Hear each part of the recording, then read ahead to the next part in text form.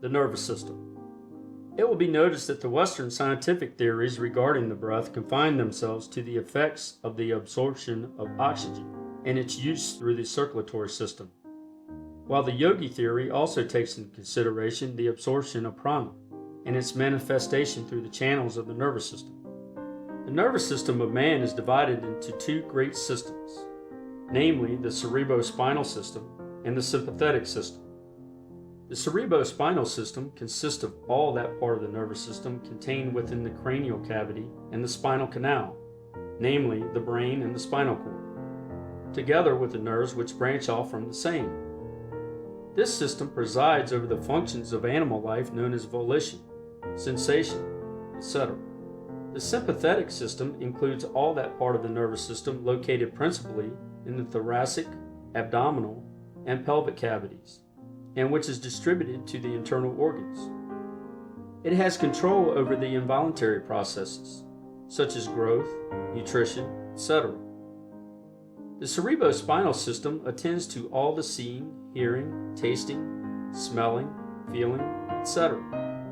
It sets things in motion. It is used by the ego to think, to manifest consciousness. It is the instrument with which the ego communicates with the outside world.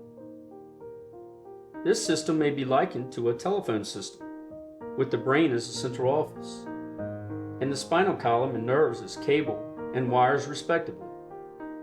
The brain is a great mass of nerve tissue and consists of three parts, namely the cerebrum, or brain proper, which occupies the upper, front, middle, and back portion of the skull, the cerebellum, or little brain, which fills the lower and back portion of the skull, and the medulla oblongata, which is the broadened commencement of the spinal cord, lying before and in front of the cerebellum. The cerebrum is the organ of that part of the mind which manifests itself in intellectual action.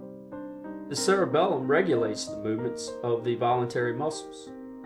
The medulla oblongata is the upper and large end of the spinal cord, and from it and the cerebrum branch forth the cranial nerves, which reach to various parts of the head, to the organs of special sense, and to some of the thoracic and abdominal organs, and to the organs of respiration. The spinal cord, or spinal marrow, fills the spinal canal in the vertebral column, or backbone. It is a long mass of nerve tissue, branching off at the several vertebrae to nerves communicating with all parts of the body. The spinal cord is like a large telephone cable, and the emerging nerves are like the private wires connecting therewith. The sympathetic nervous system consists of a double chain of ganglia on the side of the spinal column, and scattered ganglia in the head, neck, chest, and abdomen. A ganglion is a mass of nervous matter including nerve cells. These ganglia are connected with each other by filaments, and are also connected with the cerebrospinal system by motor and sensory nerves. From these ganglia, numerous fibers branch out to the organs of the body, blood vessels, etc. At various points, the nerves meet together and form what are known as plexuses. The sympathetic system practically controls the involuntary processes, such as circulation, respiration, and digestion. The power or force transmitted from the brain to all parts of the body by means of the nerves is known to Western science as nerve force, although the yogi knows it to be a manifestation of prana. In character and rapidity, it resembles the electric current. It will be seen that without this nerve force, the heart cannot beat, the blood cannot circulate, the lungs cannot breathe, the various organs cannot function.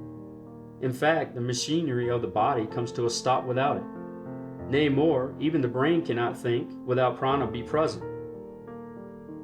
When these facts are considered, the importance of the absorption of prana must be evident to all, and the science of breath assumes an importance even greater than that accorded it by Western science.